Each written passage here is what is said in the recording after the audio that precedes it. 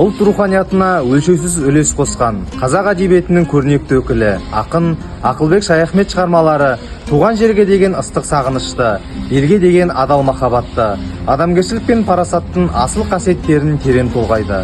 Ақынның әрбір өлеңі оқырман жүрегіне жол тауып, ұлттық рухты асқақтататын тағылымды ойлармен өрілген. Ақынның «Қаламның монологы» атты өлеңінде ілініп жүрген едім жақсы атаққа, кез болдым өсек жазып көп шатаққа, қағазға түсір жақсы ниетінді, ізгісін адамдардың есте сақта деп айтылғандай, қаламгердің әр шығармасы оқырман жаның ізгілікке жетелейтін рухани қазына екендігін аңғару қиын емес. Себебі ақын сөз өнерін тек көркемдік құндылық ретінде ғана емес, ұлттың рухын сақтайтын киелі мұра ретінде танытты. Ақылбек Шаяхмет қаламының қуатымен халқына рухани мұра қалдырған көрнекті ақын.